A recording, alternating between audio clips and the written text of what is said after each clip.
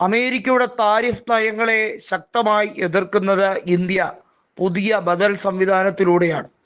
റഷ്യയും ചൈനയും ഇന്ത്യയും ചേർന്നുകൊണ്ടുള്ള പുതിയ നിർണായക നീക്കം അത് വ്യാപാര മേഖലയിൽ പുതിയ അവസരങ്ങൾ തുറന്നു കിട്ടും എന്നുള്ളതിന് യാതൊരു സംശയവുമില്ല. അമേരിക്ക പ്രതിസന്ധിയിലേക്ക് പോകും എന്നുള്ളതും വളരെ വ്യക്തമാണ്. നമുക്കറിയാം, രൂപയുടെ മൂല്യം ഇടിയുന്ന സാഹചര്യം, അമേരിക്കൻ ഡോളർ ശക്തി പ്രാപിക്കുകയും കൂടുതൽ കരുത്ത് വർദ്ധിപ്പിക്കുകയും ചെയ്യുന്ന സാഹചര്യം, അത് എല്ലാ മേഖലകളിലും, അമേരിക്കയുടെ എല്ലാ മേഖലകളിലും ആധിപത്യം നിലനിർത്തും എന്ന ഡൊണാൾഡ് ട്രംപിൻ്റെ തെറ്റിദ്ധാരണ പൊളിച്ചെടുക്കാൻ തന്നെയാണ് ഷീ ജിൻപിങ്ങും അതുപോലെ തന്നെ റഷ്യൻ പ്രസിഡന്റ് വ്ളാഡിമിർ പുടിനും തീരുമാനിച്ചിരിക്കുന്നത്. താൽക്കാലികമായി അമേരിക്ക നടത്തുന്ന ഈ ഉപരോധത്തിലൂടെ ചില നഷ്ടങ്ങൾ റഷ്യയ്ക്കും ഉണ്ടായിട്ടുണ്ട്, അത് സമ്മതിക്കുകയാണ്. എന്നാൽ ദീർഘദൂരം ആ നഷ്ടം വ്യാപിപ്പിക്കാം എന്ന അമേരിക്കയുടെ ചിന്താഗതി അത് ഒരിക്കലും ശരിവെക്കാൻ കഴിയുന്നതല്ല. അതിനുള്ള ബദൽ നീക്കങ്ങൾ നേരത്തെ തന്നെ പുടിനും ഷീ ജിൻപിങ്ങും ഒക്കെ ചേർന്ന് നടത്തിക്കൊണ്ടിരിക്കുകയാണ്.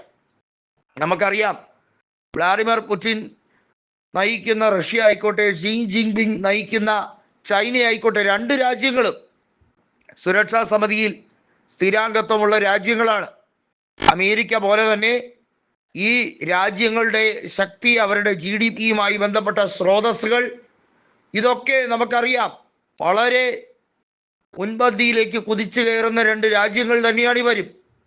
അതുകൊണ്ട് തന്നെ അവരെ ചൊറിയാൻ, അവരെ ചൂഷണം ചെയ്യാൻ, അവരെ ഇല്ലാതാക്കിക്കളയും എന്നുള്ള ഭീഷണിയൊന്നും അവരുടെ മുമ്പിൽ വില പോകുന്നില്ല എന്നുള്ളതാണ് യാഥാർത്ഥ്യം.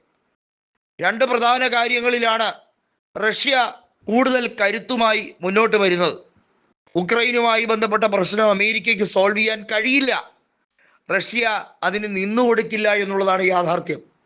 സോവിയറ്റ് യൂണിയൻ തകർക്കപ്പെട്ടതുപോലെ അമേരിക്കയ്ക്ക് മറ്റൊരു രീതിയിൽ റഷ്യയുടെ മറ്റ് സ്രോതസ്സുകളെ, റഷ്യ എന്ന രാജ്യത്തെ മൊത്തത്തിൽ അങ്ങ് പൊളിച്ചെടുക്കാം എന്നുള്ള ചിന്താഗതി ഉണ്ടെങ്കിൽ അത് ട്രംപിൻ്റെ വെറും തെറ്റിദ്ധാരണയാണെന്ന് പുടിൻ തുറന്നടിക്കുകയാണ്.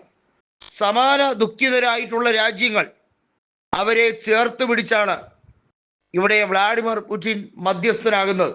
നമുക്കറിയാം, ഇന്ത്യയുമായി നിരവധി പ്രശ്നങ്ങൾ ഇപ്പോഴും ചൈനയ്ക്കുണ്ട്. ചൈന നടത്തിയ അധിനിവേശ സ്വഭാവം, അതുമായി ബന്ധപ്പെട്ട് ഗാൽവൻ താഴ്വരയിൽ ഉണ്ടായ സംഘർഷം, ഇതൊന്നും ഇന്ത്യ മറക്കാൻ ആഗ്രഹിക്കുന്നതല്ല. എന്നാൽ ഇപ്പോഴത്തെ ആവശ്യം ഒരു കോമൺ മിനിമം പ്ലാറ്റ്ഫോം എന്ന രീതിയിലേക്ക് കൃത്യമായും ഈ രാജ്യങ്ങൾക്കിടയിലും കൂടുതൽ ഐക്യമൂട്ടി ഉറപ്പിക്കാൻ വേണ്ടി മധ്യസ്ഥത നിൽക്കുകയാണ് റഷ്യൻ പ്രസിഡന്റായ വ്ളാഡിമിർ പുടിൻ.